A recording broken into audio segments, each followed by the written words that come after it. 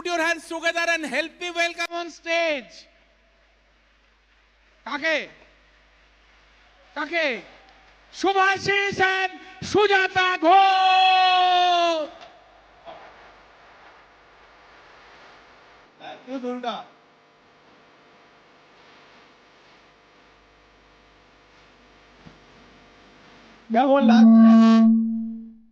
কেমন চলছে সারাটা দিন?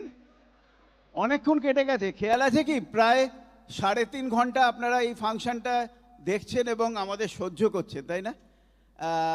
ফাংশনটা আরও আধ ঘন্টা মতন চলবে।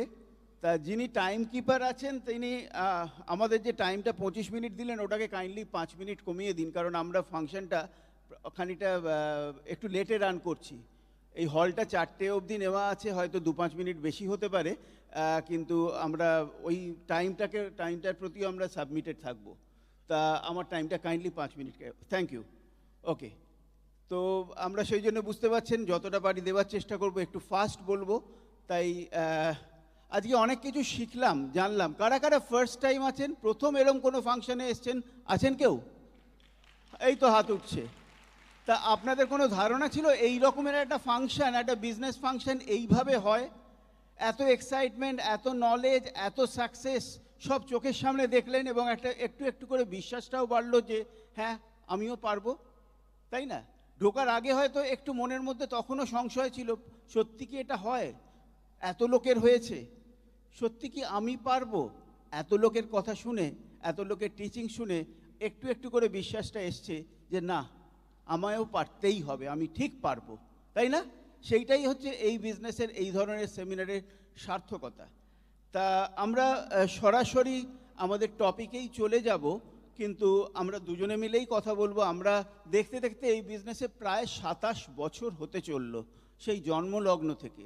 তা শুরুর দিনের কথা 2-4টে বলবো, বেশি বলবো না। কিন্তু আমরা দুজনে মিলে একসঙ্গে এই বিজনেস জার্নিটা শুরু করেছিলাম। এই বিজনেস যেদিন ইন্ডিয়াতে এসছিল 98 সালের 5th মে, সেই একই দিন থেকে আমরা দুজনে মিলে এবং আরও অনেকে আছেন এখানে, এই বিজনেসটা আমরা একসাথে বিল্ড করেছি। আচ্ছা, 98 সালের 5th মে, তারপরে জন্মেছেন এবং এই হলে আছেন এরকম কেউ আছেন? ওই তো এইখান থেকে হাত, ওরে বাবা এত লোক! আমি জানি না, আপনাদের অনেকেই হয়তো আমাদেরও অর্গানাইজেশনে আছেন। আমরা যখন শুরু করেছিলাম আপলাইন বলেছিলেন যে নামের লিস্ট করো, সেই নামের লিস্টে দুঃখিত আপনার নামটা আমি রাখতে পারিনি, কারণ তখনও হনইনি। তা এই রকম কত লোক, এটা একটা অদ্ভুত বিজনেস, তাই না? কিন্তু আমরা দুজনে একসঙ্গে বিজনেসটা বিল্ড করা শুরু করেছিলাম কিছু স্বপ্ন নিয়ে, কিছু চাহিদা নিয়ে। আর সুজাতার তখনও অবধি কোনো বাইরের কাজকর্ম, কোনো চাকরি, কোনো ব্যবসা এসবের কোনো অভিজ্ঞতা ছিল না, কিন্তু আস্তে আস্তে কীভাবে নিজেকে গড়ে তুললো, এই ধরনের একটা বিজনেসের জন্যে উপযুক্ত করে তুললো। আসুন সেই গল্পটা ওর কাছ থেকেই শুনবো এবং ওর কাছ থেকে কিছু শিখবো। So over to Sujata. Thank you. সবাইকে হ্যাপি নিউ ইয়ার। 2025 সালটা সবার ভীষণ ভীষণ ভীষণ ভালো কাটুক, এবং আমার বিশ্বাস যা কিছু মানে খারাপ হয়েছে সেগুলো সব কেটে গেছে এবং ভালোই শুধু আসতে চলেছে। এবং ভালোটা তখনই হবে যদি আমরা মনে প্রাণে বিশ্বাস করি যে ভালো জিনিস আসছে। আমাদের বিশ্বাসের ওপর কিন্তু পারিপার্শ্বিক অনেক কিছু ঘটনা ঘটে। তাই আমি দেখুন, আমাদের খুব তাড়াতাড়ি আজকে মানে স্পিচটা দিতে হবে, টাইম খুব কম। আমাদের এই বিজনেস করতে গিয়ে যখন শুরু করেছিলাম 27 বছর আগে, তখন আমার মনে হয়েছিল যে এই বিজনেস করবার যে তথাকথিত গুণ থাকা দরকার সেগুলো আমার মধ্যে, স্পেশালি আমার মধ্যে কিছুই ছিল না, এবং সেই জন্য আমার মনে খুব হেজিটেশন ছিল। বিজনেসটা ভালো লেগেছিল, ইনকাম ভালো, রেকগনিশন ভালো, কিন্তু আমি কি পারবো? কিন্তু আমাদের যিনি আপলাইন ছিলেন অসিতাবদা এবং শ্বেতাদি, মানে অসাম কাপল, তারা এটা নিয়ে আর কিছু বলতে হবে না। তারা কিন্তু প্রথম দিন থেকে বলে এসছেন যে তুমি পারবে পারবে পারবে, এবং এই যে বারবার শুনেছি এই পারবে পারবে কথাটা, এটাকে একসময় আমার মনের ভেতরেও আমার সেই না পারার বিশ্বাসটাকে টলিয়ে দিয়েছিল, এবং তখন আমিও বিশ্বাস করতে শুরু করেছিলাম হ্যাঁ আমি পারবো। আমার ভেতরে একটা চেঞ্জ এসেছিল, একটা শক্তি এসেছিল। That is the power of spoken word. আমাদের বলে না যে শব্দই ব্রহ্ম, যা কিছু আমরা শুনবো সেটাই কিন্তু আমরা বিশ্বাস করব এবং সেটা আমাদের কাজেতে তার রিফ্লেকশনটা আসবে, এটাই কিন্তু স্বাভাবিক। সে আমরা ছোটোবেলায় শুনতাম যে সব সময় পজিটিভ কথা বলো, ঠিক কথা বলো, ভালো কথা বলো, কারণ ভগবান সব সময় তথাস্তু এইটাই বলেন। তাই আমি যদি খারাপ কিছু বলি, নেগেটিভ কিছু চিন্তা করি, সেখানেও যেমন তথাস্তু বলবেন, ভালো বললে সেখানেও ভগবান তথাস্তু বলবেন। আসলে আমাদের ভেতরেই কিন্তু ভগবান লুকিয়ে থাকেন, আমাদের সাবকনসিয়াস মাইন্ড আমাদের চালায়। তাই ওই সাবকনসিয়াস মাইন্ডকে আমরা কি ফিড করছি সেটার ওপর নির্ভর করছে সব কিছু। সাবকনসিয়াস মাইন্ড আমাদের চালায় বটে, কিন্তু কনসাসলি আমরা তাকে ফিড যা করব সেটাই সে শুনবে। তাই কনসাসলি আমাদের পজিটিভই ফিড করতে হবে আমাদের সাবকনসিয়াস মাইন্ডকে। যেমন দেখুন, আমরা আমাদের মানে যে কোনো ভাবনা স্তরে সব কিছু আসে, তাই না? তারপরে আমরা সেটা লিখি, তারপরে আমরা সেটা বলি, তারপরে আলোচনা করতে করতে আমাদের মধ্যে বিশ্বাসটা আছে। কিন্তু আমরা প্রথমে এই আলোচনা করতে বলতে আমাদের যেটা ইচ্ছে সেটা বলতে ভয় পাই, যে যদি না পারি পাঁচজনে কি বলবে, কিন্তু ওটাই আমাদের বলে ফেলতে হবে। আমরা যা কিছু চাই ভেতর থেকে সেটা যদি আমরা বলে ফেলি, তাহলে আমরা পয়েন্ট অফ নো রিটার্নে পৌঁছে যাবো, আর ফেরত আসার কোনো মানে গল্পই নেই। যেটা আমরা বলেছি, যেটা করব, যেটা মানে সেটা আমাদের করে দেখাতেই হবে। That is the power of spoken word. তাই এইটা আমাদের করতেই হবে। আমাদের নেগেটিভ, আমাদের ভেতরে প্রচুর নেগেটিভ আছে, নেগেটিভের রাস্তাটাকে যদি আমরা বন্ধ করে দিই এই স্পোকেন ওয়ার্ডের মাধ্যমে, তাহলে একটাই রাস্তা খোলা থাকবে, দ্যাট ইজ পজিটিভের রাস্তা, এবং সেটাই আমাদের ঠিক পথে নিয়ে যাবে। আর আমাদের ড্রিমটা কিন্তু ততক্ষণ মানে ইউজলেস থাকবে যদি আমরা সেটার প্রপার প্ল্যানিং না করি, আবার প্ল্যানিংটাও ইউজলেস হবে যদি আমরা হার্ডওয়ার্ক না করি। এই হার্ডওয়ার্কের জন্য যেটা দরকার সেটা হচ্ছে শক্তি বা ক্ষমতা, আর এই শক্তিটা আসে আমাদের বিশ্বাস থেকে, এবং এই বিশ্বাসটা আসে স্পোকেন ওয়ার্ড থেকে। সেই জন্য স্পোকেন ওয়ার্ডের কিন্তু অসম্ভব ক্ষমতা। আসুন আমরা সবাই সারাক্ষণ ভাবি, বলি, লিখি আমাদের চিন্তায়, আমাদের মনে, যে আমরা পারছি, আমরা সাকসেসফুল হচ্ছি, আমাদের সব কিছু এবার ভালো হচ্ছে, এটা আমরা বিশ্বাস করি। এরপরে যে পাওয়ারটা আমাদের ভীষণ প্রয়োজন সেটা হচ্ছে পাওয়ার অফ ইউনিটি। এই যে আমরা এখানে সবাই এসেছি, কেন এসেছি? একটাই উদ্দেশ্য, আমাদের ড্রিম ফুলফিল হবে, আমরা সাকসেসফুল হব, আমাদের টিমের সবাই সাকসেসফুল হবে। এটাই তো আমাদের একটা মানে এই ফিলিংসটাই আমাদের মধ্যে একটা ইউনিটি তৈরি করবে। তাই এইখানে এসে আমরা কিন্তু বুঝতে পারছি আমরা বেস্ট প্ল্যাটফর্মে আছি, বেস্ট মানে আমাদের business concept, best product, best mentor.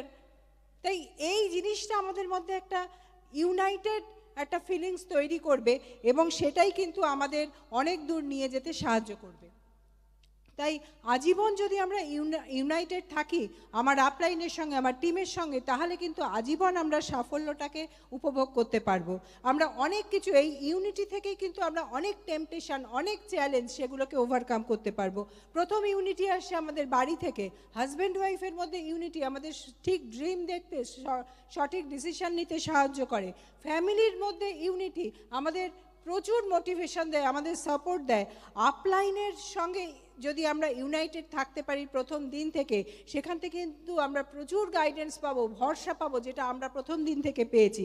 এবং এই জিনিসটাই টিমের মধ্যে ডুপ্লিকেটেড হবে, তখন টিম ফিলিংস একটা আসবে, টিমের মধ্যে ইউনিটি, একটা সম্মিলিত শক্তি থেকে কিন্তু মোমেন্টাম আসবে, যেটা আমাদের মানে সাহায্য করবে সাকসেসের জন্য।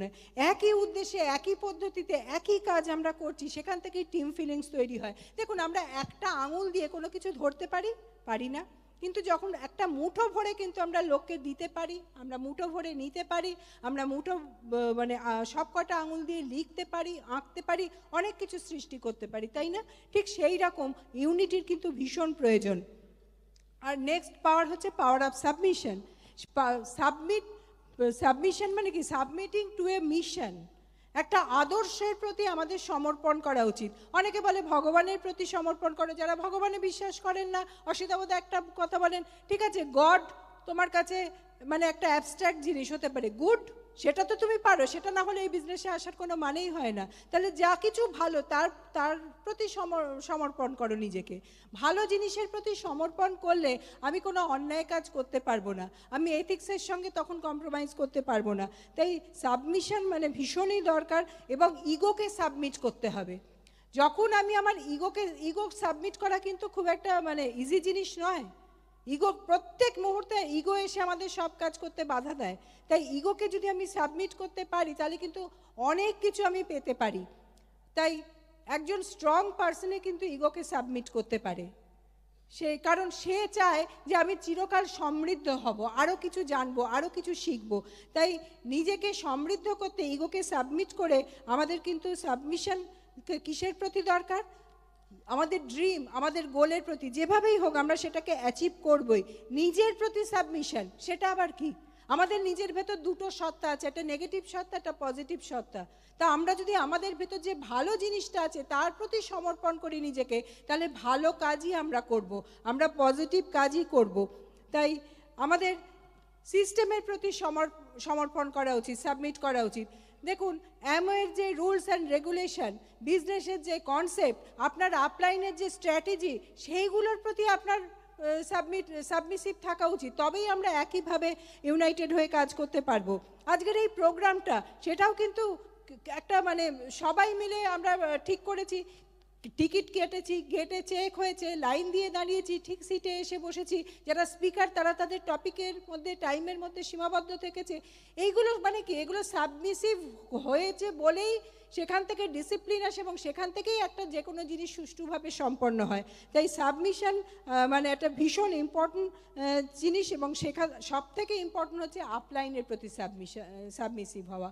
আপলাইনের প্রতি যদি আমরা সাবমিসিভ হই তাহলে আপলাইন তার নলেজটা ঢেলে আমাকে দেবে, আমার সাকসেসের জন্য তার রেসপন্সিবিলিটি অনেক বেড়ে যাবে, এবং সেখান থেকে আমরা যে ভরসা পাবো তার কোনো বিকল্প হতে পারে না। জাস্ট একটা ছোট গল্প বলে শেষ করি।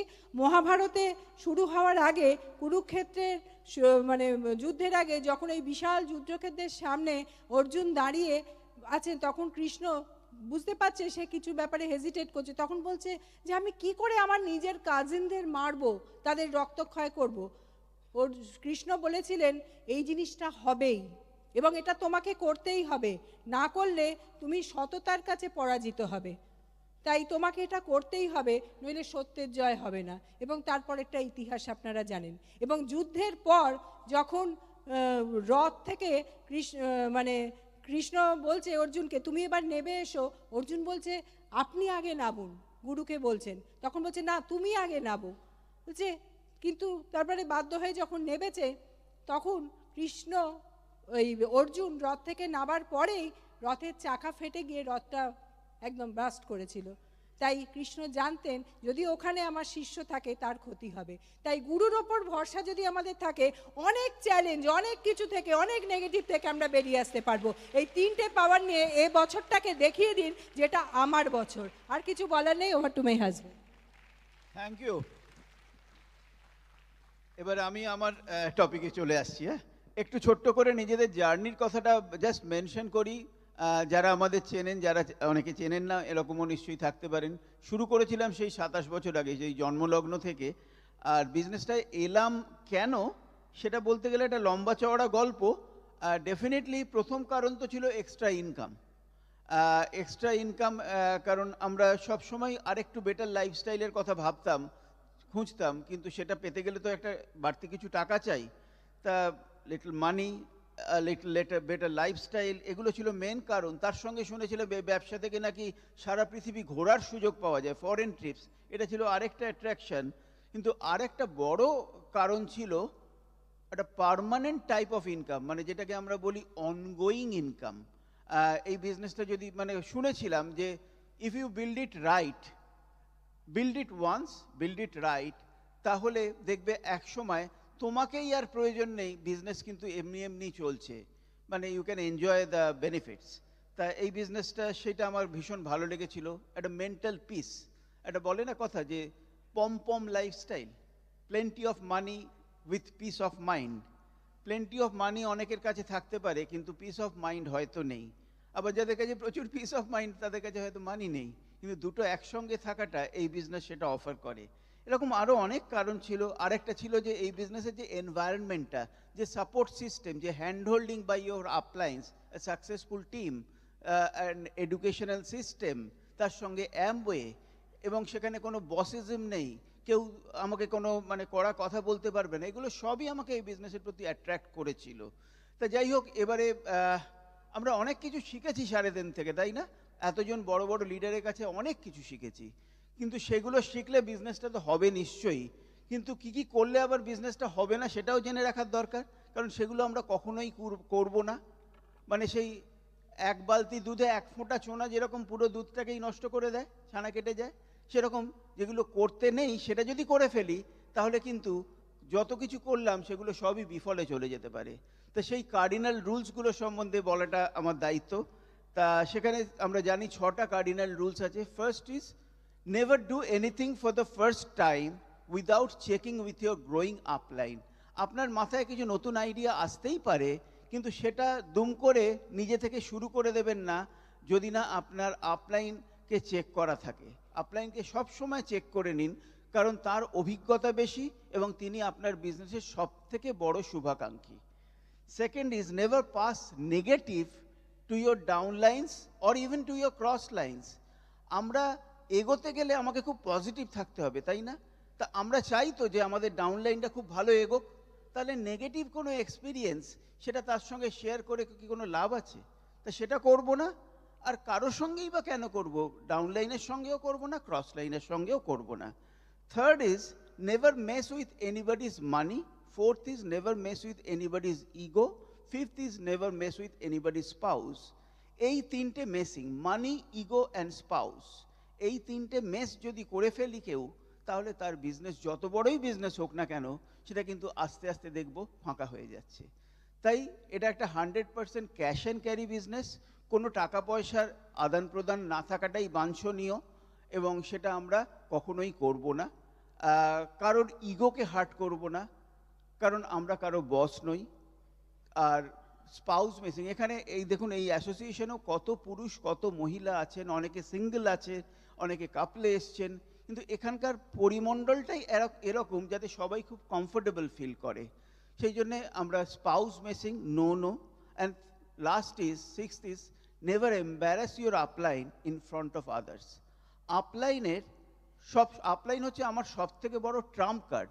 তাকে সঠিকভাবে ব্যবহার করা, তাকে সবসময় প্রমোট করা, আমার দেখা যে সে যেন কোথাও কোনো অসুবিধে অস্বস্তির মধ্যে না পড়ে, আর আমি তো কখনো তাকে অস্বস্তির মধ্যে ফেলতে পারি না। তা these are the cardinal rules, এটা আমরা ফলো করব, কারণ এগুলোই হচ্ছে বিজনেসের ব্রেক। আমি কত জোরে অ্যাক্সিলারেটর চাপছি তা দিয়ে কিছু হবে না যদি না আমি ব্রেকটা প্রপারলি কন্ট্রোল না করতে পারি। এরপরে আরেকটা জিনিস বলবো, এই বিজনেসেই শিখেছি, সেটা হচ্ছে দ্য ভার্টিক্যাল অ্যালাইনমেন্ট। প্রায়োরিটিতে কোনটা আগে তারপরে কোনটা। দেখুন, বিজনেস নিয়ে আমরা খুবই এক্সাইটেড হতে পারি, কিন্তু ফার্স্ট ইজ গড। গড মানে কিন্তু মানে রোজ গিয়ে পুজো আর্চা করতে হবে, not like that. God means the godly principles. আপনি ঈশ্বর বিশ্বাস করুন না বিশ্বাস করুন কিচ্ছু এসে যায় না। গডলি মানে এথিক্স, ভ্যালিউস, প্রিন্সিপালস, এইগুলোর কথা বলছি, যেগুলো আমাদের ছোটবেলায় বাবা মারা শেখান, সেই সবগুলোর কথা বলছি। তা সেইগুলোকে আমরা ফলো করব, অনার করব, লোকেদের শেখাবো। অ্যাটিটিউডটা প্রপারলি ডেভেলপ করতে হবে, মানে আমি অ্যাটিটিউডের কথা পরে একটু আসবো। So first is god, next is your family. আমরা বিজনেস বিল্ড করব নিশ্চয়ই, কিন্তু কার জন্য করছি? For our family. তাই আমার ফ্যামিলি যদি মানে দেখি যে এমন কোনো সিচুয়েশন হয়ে যাচ্ছে যেখানে আমার ফ্যামিলির ইন্টারেস্টটা হ্যাম্পার্ড হচ্ছে, আমাকে কিন্তু ফার্স্ট আমার ফ্যামিলিকে দেখতে হবে, তাই না? আর ফ্যামিলির মধ্যেও একটা ভার্টিক্যাল অ্যালাইনমেন্ট আছে। সেখানে ওপরে হচ্ছে হাজব্যান্ড, হেড ইজ হাজব্যান্ড, তারপরে আসছে ওয়াইফ। হেড হলে ওয়াইফ কিন্তু টেল নয়, ওয়াইফ ইজ নেক, যে কিনা হেডকে কন্ট্রোল করে আর সাপোর্ট করে। আর তারপরে আসে কিডসরা। তা এটা হচ্ছে ফ্যামিলির ভার্টিক্যাল অ্যালাইনমেন্ট। আর তাহলে God, family, next is your primary profession. কারণ আমরা বেশিরভাগ মানুষই এই বিজনেসে আসি পার্ট টাইমে, তাই না? প্রথম আমার একটা প্রাইমারি প্রফেশন আছে, পাশে আমি এক্সট্রা ইনকামের জন্য এই বিজনেসটা পারসু করছি। কিন্তু এই বিজনেসটা করতে গিয়ে যদি কোনোভাবে প্রাইমারি প্রফেশনকে আমি অ্যাট স্টেক করে ফেলি, তাহলে কিন্তু তার থেকে নেগেটিভ আর কিছু হয় না। সেই জন্যে সেটা আমাকে এনশিওর করতে হবে। And next is this business. এর মাঝখানে যেন অন্য কিছু না এসে যায়। আজকে আমার বার্থডে পার্টি আছে, কালকে একটু বেড়াতে যাব, পরশুদিন অমুক বন্ধু আসছে, এগুলো সবই আসবে। বাট যদি আপনি বিজনেসটা সিরিয়াসলি বিল্ড করতে চান, 2 থেকে 3 বছর মাঝখানে আর কিছু আনবে না। হ্যাঁ, গড, ফ্যামিলি, প্রাইমারি প্রফেশন থাকবে, তারপর যতটা সময় পারবেন পুরোটা এই বিজনেসে দিন, আর কোনো দিকে প্রায়োরিটিতে থাকবে না। আর এই বিজনেসটা বিল্ড করতে গেলে যেটা লাগে, 98% ইজ অ্যাটিটিউড, 2% ইজ মেকানিক্স। কিন্তু আমরা বেশিরভাগ লোকই বিজনেসটা শুরু করেই ওই 2%-এর দিকেই মেন ফোকাস থাকে, 98%টা ভুলে যাই। তা আমাদের রাইট অ্যাটিটিউড ডেভেলপ করাটা হচ্ছে ভীষণ ভীষণ ইম্পর্টেন্ট। সেই জন্যেই mechanics is useless without the right attitude. At the same time, building right attitude also remain to be a fantasy without the proper mentorship. And the best thing is, you are in the best mentorship program. You have the best upline. You are in the right room, in the right place, with the right people at the right time. এই বিজনেসটা এখন মানে broom করতে যাচ্ছে। এই 2025 সাল Amway বিজনেসে সোনার অক্ষরে লেখা থাকবে। আপনাকে শুধু এনশিওর করতে হবে সেই যাদের নামগুলো লেখা থাকবে তাদের নামের মধ্যে যেন আপনার নামটাও থাকে। কিছু করে দেখাতে হবে। I know you can. It was nice talking to you. তা আমি আর ব্যাক টু দ্য